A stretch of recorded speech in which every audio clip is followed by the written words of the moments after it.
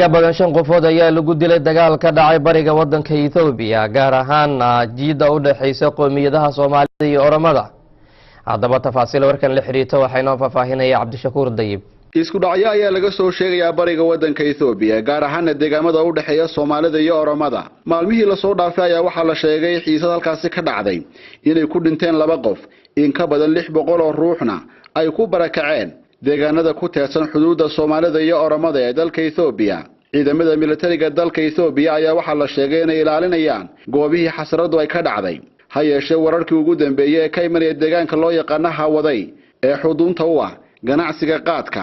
ayaa waxa ay sheegayaan halkaasi in lagu dilay ugu yaraan 32 qof oo Soomaaliya kuwaas oo u badan kuwa ka baayac mushtaraqaadka. dilka dadkaasi Soomaalida ah ayaa la xiriiriyay isku dhacyada hore ee ka dhacay xuduudda Oromada iyo Soomaalida. Boqor Cali Cumar Allaale oo kamid ah odayaasha Soomaalida ee deegaanada ay wax ka dhaceen ayaa laanta afka Soomaaliga VO-da u sheegay in la dilay 32 qof ugu yaraan oo Soomaaliya. siday wax u dhaceen waxa weeyi meel ganacsi ah oo Hawaday la yiraahdo dadku ganacsi u joogeen oo xaasaskoodii iyo carruurtoodii dumarku raggu ay la hurdeen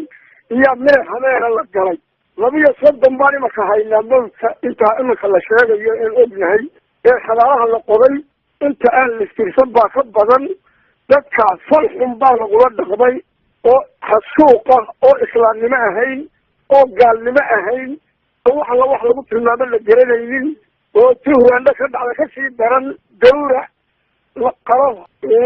waxba ma ay reebin wax baribageeda ay reebeen ma jirto wax Allah wax keenay meelo la isku yar hayaa jirtay meelaha hore xuduudaha meelaha hore loo dhameeyay madaxweynaha iyaga iyo deegaanka Soomaalida way dhameeyeen iyo Oromada ayaa ku eedeysay ciidamada liyu booliska in dad ay ku dileen deegaanadaasi. hase yeeshee Boqor Cali Cumar Allaale ayaa beeniyay ciidamada liyu boolis inay ku lug lahaayeen dilka ay ka cabanayaan qowmiyadda Oromadu. liyu boolis baa ku jiray waa ku tilfaamayay iyo been raadlahay way halkan joogay bay sugayaan si aan amnigooda aana wax loogu yeelin oo shacbigu dadka la qalay ee madaqalka la saaray ee qoorta la beeshay u gadoodin bay ciidamada liiga jeeshiintu ku hawlayiin sida ay dadka ay amnigooda u sugayaan. isku dhacyada Soomaalida iyo Oromada ka dhacay deegaanada xuduudda ayaa soo jiitamay bilihii la soo dhaafay iyadoo isku dhacyana ay ka dhaceen deegaamo ku dhow deegaanka loo yaqaan Nagiile. inkastoo markii dambe heshiis ay ka gaadheen madaxweynayaasha labada ismaamul ee Soomaalida iyo Oromada iyadoo goobjoogna ay ka ahayd dawladda federaalka Ethiopia. dawladda federaalka Ethiopia ayaa sheegtay in odayaal dhaqameedyada labada dhinac ay kala kaashanayso xalinta khilaafaadka u dhaxeeya. baarlamaanka Soomaaliya ayaa dood adag oo xildhibaanadu ay ku kala aragti duwanaadeen waxa ay ku yeesheen magaalada Muqdisho taas oo looga hadlayay go'aanka xukuumadda ay dawladda Ethiopia ugu gacan gelisay Cabdikariin Qalbi Dhagax oo ah hogaamiye ka tirsanaa jabhadda OLNF. warbixin arintan la xiriirta waxa ay wariyaha arrimaha baarlamaanka ee telefishinka on cable Axmed Yuusuf Suleymaan. la fadhiga labaad kulankii 17aad kulanka baarlamaanka Soomaaliya ay ku yeesheen maanta magaalada Muqdisho waxa shir gudoominaya gudoomiyaha baarlamaanka Maxamed Sheikh Ismaan Jawaari waxa soo xaadiray kulanka 173 xildhibaan. ajenda kulanka ayaa waxa uu ahaa ka doodistii qaraarka golaha wasiirada ee 6 bishii September kaasi oo ku aadanaa dhiibistii Cabdikariin Sheekh Muuse Qalbi Dhagax oo ah sarkaal ka tirsan jabhadda ONLF ee la dagaalanta dalkaasi Ethiopia. markii uu kulanka furmay ayaa la gudo galay ka doodista iyadoo xildhibaanada qaar ay ku kala aragti duwanaayeen. xildhibaanada qaar ayaa ku doodaya in go'aankii xukuumadda qaadatay uu ahaa mid sax ah taasi oo lagu wareejiyay Qalbi Dhagax. xildhibaanada sidaas qaba waxaa ka mid ah xildhibaan Daar Amiin Jeysow iyo xildhibaan Cabdullaahi Goodax Barre. maanta xukuumadii aasay kalsoonida aan gacmaha ilaha intaan ka xirno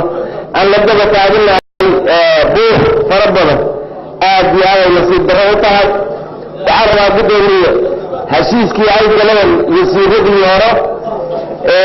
lagu saxeexay kilinkii shanaad ee Ethiopia lagu saxeexay waxaa qodobadiisii ereyada la adeegsanaya ka mid ahaa dowladda Ethiopia iyo dowladda Soomaaliya ayaa la adeegsanay kelmadaas la adeegsanay markii ka xishoonay wasiiradii saxeexay kelmadaas ayada ma ahan wax laba qabiil ay saxeexaan.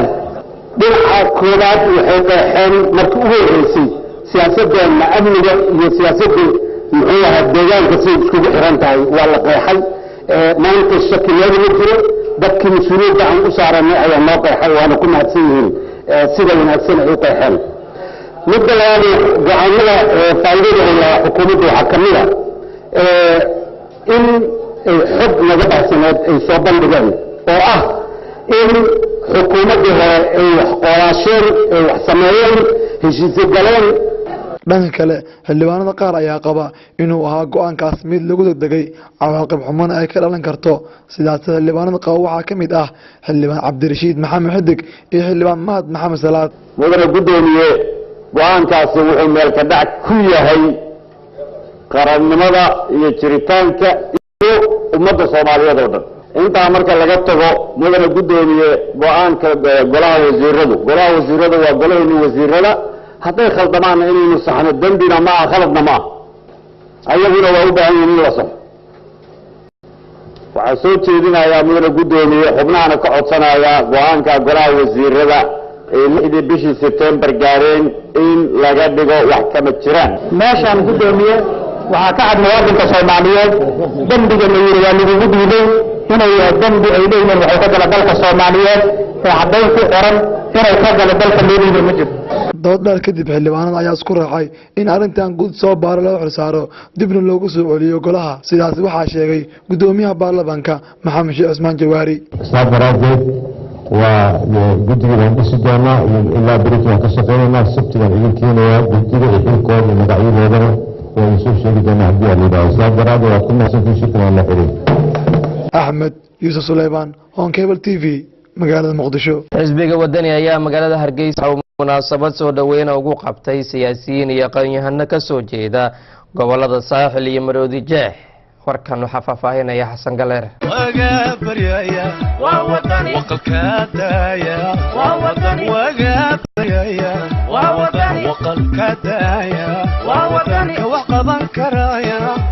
xisbiga mucaaradka ee wadani ayaa maanta munaasabad ballaadhan oo soo dhaweyn u qabtay 25 xubnood oo isugu jira siyaasiyiin aqoon-yahano iyo taageerayaashooda kana soo jeeda gobolada saaxil iyo maroodi jeex munaasabadan oo ka dhacday hotel Maasoor ee magaalada Hargeysa waxa ka qayb galay musharaxa xisbiga wadani Cabdiraxmaan Maxamed Cabdilaahi Ciro ku-xigeenkiisa Dr. Maxamed Cali iyo hoggaanka sare ee xisbigaasi dhalinyaro iyo haween munaasabadaasi ugu horreyn waxa ka hadlay qaar ka mid ah siyaasiyiinta ku biiray cuqaal iyo dhalinyaro kuwaas oo sheegay inay doonayaan in isbedel horumarineed uu dalka ka dhaco guul weyn u soo hooyatay xisbiga wadani maanta guul weyn baa u soo hooyatay guul ka maqnayd ayaa u soo hooyatay albaab ka xidhnaa ayaa u furmay waddankan Somaliland waxa laga xoreeyay berbera markii berbera xorowday ayaa inta kalena xorowday ninkii aan filaynowba haddii la isleeyay tiro yar ama shakhsiyaad baa dadka haya oo dadku u dabran yihiin dadku waa xor dadku waxay leeyihiin caqli dadku waxay leeyihiin hal cad bay arkaan in dadka indhaha sidaa looga xulayo annagu cod baanu haynaa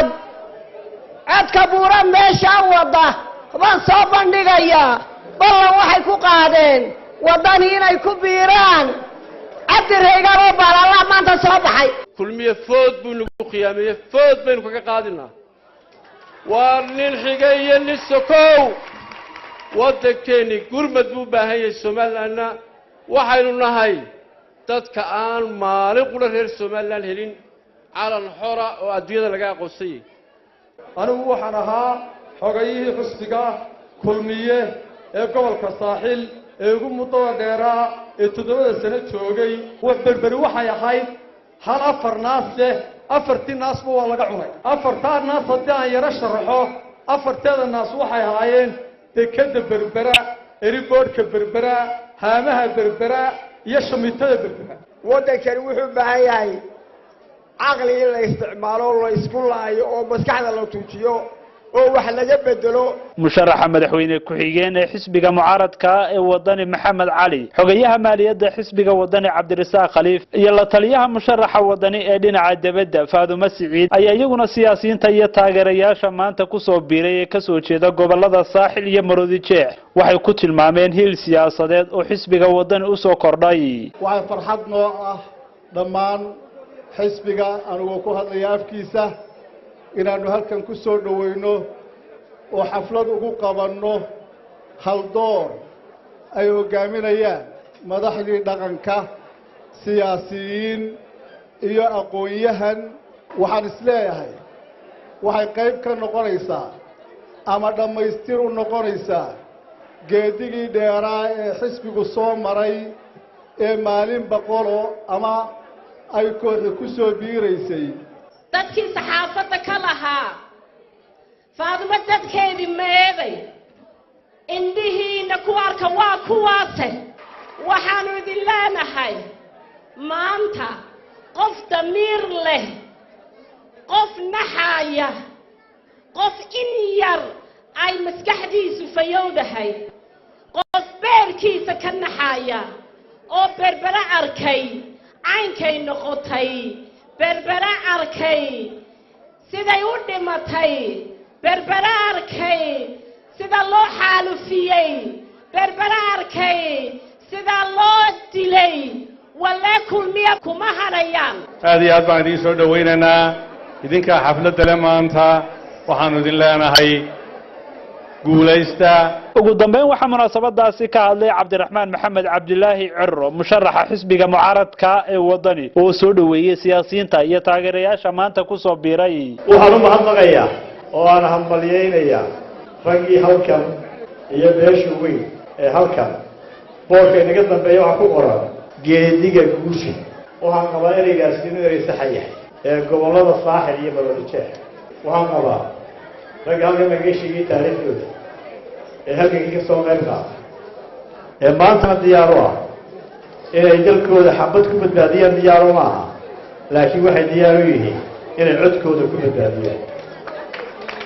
banaanbax lagu taageeray waxqabadka xukuumadda Soomaaliya ayaa waxaa lagu qabtay magaalada Muqdisho ee caasimadda Soomaaliya waa kan wariyayga Axmed Saciid Axmed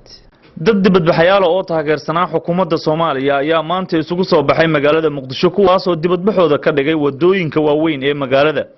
dadka dibadbaxaya oo isugu jiray haween iyo caruur ayaa watay sawirada madaxda dawladda iyo boorar ay ku qoran yihiin halkudhugyo kala duwan waxaana badankood ay ka soo baxeen xaafado ka tirsan degmooyinka Hodan Waabad iyo Howlwadaag qaar kamid ah dibadbaxayaasha oo la hadlay warbaahinta ayaa sheegay inay ku faraxsan yihiin waxqabadka xukuumadda muddadii ay jirtay iyagoo ku baaqay in xukuumadda aan la gelin qalqal siyaasadeed waxaan aad ugu faraxsanahay inaan maanta iskugu soo banaanbaxno magaalada Muqdisho annagoo dareenkeena iyo Soomaalinimadana muujinayno waxaan doonaynaa inaan u sheegno ummadda Soomaaliyeed meel kasta ay joogaan in dawladda oo madaxweynaha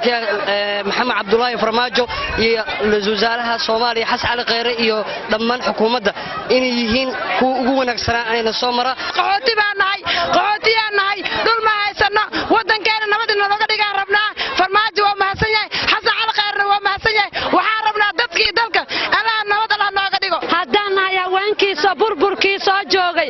27 sano ayaan burbur iyo kala dambeyn la'aan ku jirnay iftiin baan noo baxay iftiinka ayaa nalaga hor istaagin aaway dadka u doodayo dawladda duminayo 27 sano xagee jireen madafiicda nagu laayay xagee jireen xasuuqii shaamba xagee jireen dawladda saacay hadda inoo dhalatay ma garatay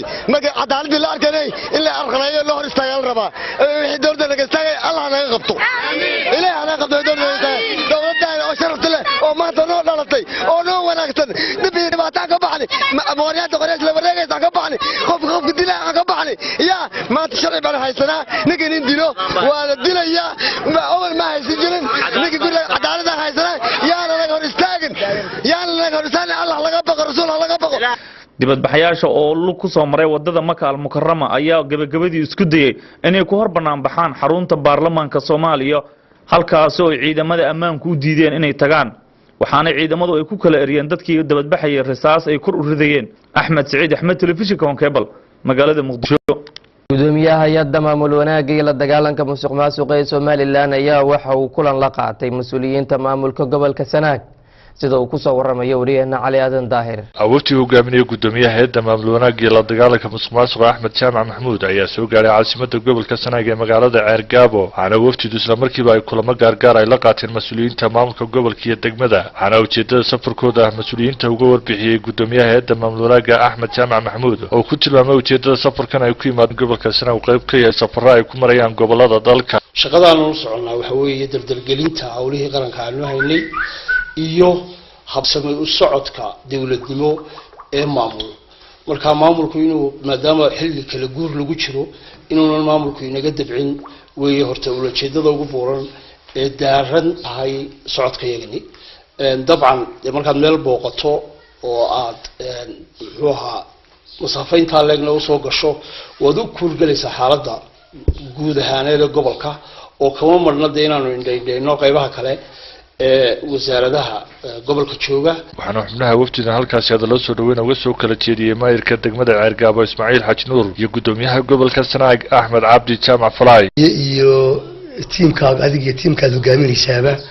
aad iyo aad baanu idiin soo dhaweynaynaa si shuruud la'aana shaqada iyo hawsha aad u socotaana insha Allah biidbillaahi gacan buuxda ku siin doonaa guud ahaan gobolka waa nabadgeliyo markore waxaan soo dhawaada dadkii midoob timaadeen degmadii midoob timaadeen waan soo dhaweynaynaa qalbi furan baan soo dhaweynaynaa marka idinkoo mahadsan waynu ka sheekaysan doonaa si aynu iyadoo walaadiga kunala joogo si fiican baynu ka sheekaysan doonaa dadna meel baynu insha allah u tiirin doonaa aad waynu ku mahadnaqaynaa waa mahadsantiin علي ظاهر تلفزيون عالمي هون كيبل تي في مقالة عيرقابو gabadhii ugu horeysay ayaa waxa ay ku guuleysatay inay madaxweyne ka noqoto wadanka Singapore arintan waa markii ugu horeysay wadankaasi ay ka dhacdo wariyayga Cabdishakuur Dayib ayaa warbixin arintan la xiriirtay inoo haya I declare Madam Halima Yacob as a candidate elected to the office of President of the Republic of Singapore. markii ugu horeysay wadanka Singapore waxa hoggaanka madaxtinimada u qabatay haweeney ka soo jeeda qowmiyadda muslimiinta ee Malayga loo yaqaano haweeneydan oo lagu magacaabo Halima Yacob ayaa hore u soo noqotay afhayeenka baarlamaanka waxaana ay ka soo jeedaa qowmiyadda muslimiinta ee Malayga laga tiro badan yahay doorashada madaxtinimada ee wadanka Singapore ayaa sanadkan waxa loo xiray ama gaar looga dhigay inay ku tartamaan qowmiyadda Malayga hayeeshee laba qof oo la tartamayay ayaa waxaa la sheegay inaanay buuxinin shuruudihii looga baahnaa murashaxnimo taas oo nasiib u siisay in Halima Yacob ay noqoto qofka kaliya ee u tartamay madaxtinimada wadanka Singapore Halima Yacob oo 63 jir ayaa waxaa la filayaa I am president for everyone and I intend to serve all without any hesitation or doubt. in maalinta Khamiista berito si rasmi ah loogu dhaariyo xafiiska madaxtinimada ee dalkaasi Halima Yacob ayaa waxay noqonaysaa qofkii ugu horeeyay ee ka soo jeeda qowmiyadda Malayga oo madaxweyne ka noqda wadanka Singapore muddo haatan laga joogo 47 sanadood qofkii ugu dambeeyay qowmiyaddaasi ka tirsan ee madaxweyne ka noqda wadankaasina waxa ugu dambeeyay Yusuf Isaaq oo madaxweyne dalkaasi ka noqday 1960 wasiirka qorsheynta iskaashiga caalamiga ee maamulka Puntland ayaa waraysi u siiyay telefishinka Home Cable waxa uu kaga hadlay arrimo ay ka mid yihiin waxyaabaha uu qabsoomay wasaaraddiisa intii uu shaqaynayay Axmed Shaam ayaa warkan garow ka soo diray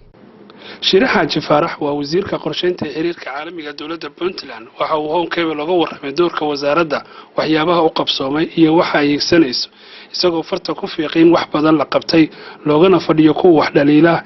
in daliil wax toosinaysa ay la yimaadaan si dadka iyo dalka horumarta ama loo gaarsiiyo farxad waxay maanta inaan maartay Home Cable TV ugu soo booqdaan in wasaaradda qorsheynta xiriirka caalamiga doorkeedu waa wasaaradda qorsheynta ee dalka qorshaha dalka dejisa weeye ma aha wasaaraddu iyadu ma shaqo implementation ama fulin ma aha laakiin waxay dejisaa qorshaha dalka iyo institutionska dawladda ama hay'adaha dawladda qorshaha ay ku shaqeynayaan ayay dejisaa isla markaasna dabagal ku samaysaa wixii qabsoomay iyo waxaan qabsoomin iyo wixii u qabsoomi waayeen xiriirka dawladda iyo dawladda dhexe dawladda Puntland iyo dawladda dhexe iyo international community-ga ama hay'adaha caalamiga donors qodal la yiraahdo iyo qolooyinka kale oo NGOs-ka iyo wixii la mid ah ayay dawladdu u qaabilsan tahay xiriirka dibadda waxaan runtii wixii allaale wixii wadanka runtii looga baahan yahay oo qorshaha dawladda dalka ku saabsan iyo waxa ay qabanayaan in hay'adaha caalamiga ee dalka soo gala waxay qabanayaan marka horeeto mashaariicda waxay keenaan oo la wadaagaan wasaaradda qorsheynta xiriirka caalamiga ee bangiga adduunka xiriir fiican baan la leenahay iyo hay'adaha kale oo sida FAO iyo UNDP oo runtii wasaaradda partner la ah waxaanu ka qayb qaadanaa shirarka adduunka sida Turkiga oo kale shirarka ka dhacay shirkii London ka dhacay meelo badan baan soo maray dalal badan baan fiisid galaynay qolooyinka community-ga iyo jaalidaha Puntland meel kasta joogaan in ayaanu runtii u koorgal xaaladooda una sheegnay inay dalku nabad yahay horumar fiican dalka ka socdo isla markaasna ay dalka ku soo laabtaan oo ay maal gashadaan dalkooda inta dariiqo ka socda iyo quruxda iyo bilicda haday noqoto nalalka haday noqoto infrastructure-ka magaalada wajigeedu waxa way runtii markaan ku sheego waa isbedelay magaalo kastana waa saas marka waxa la rabaa dadka reer Puntland waxa uu sheegayaa inaynu iimaansano wanaaga iyo waxaynu wixii aynu qabsan karno aynu qabsano waxaan u aaminsanahay in dalka laga hadlo wixii xun laga hadlo dawladda la dhaliilo waa ay shacabku xaq u leeyahay iyo cid kasta oo garanaysa laakiin waa inay noqotaa mid wax lagu saxayo laakiin aanay noqon mid wax lagu burburinayo sida darteed waxaan leeyahay ilaahay ha tuso reer Puntland horumarka ka socda ee dawladdu wado. Ahmed Sham, Hon Cable TV, Garowe. gudaani khiyaartana daawanaysa intaas ayaan kusoo gabagabeynaynaa wararkii caalamka oo kala socoteen telefishinka Hon Cable studios magaalada Muqdisho. wararka waxaa soo jeedinayay maanta oo Khamiis ah 14 bisha September sanada 2017 anigoo Cabdinaasir Maxamed intaan dib u kulmi doono wararka la mid ah sidaas nabadgelyo. Assalaamu calaykum waraxmatullaahi wabarakaatuh.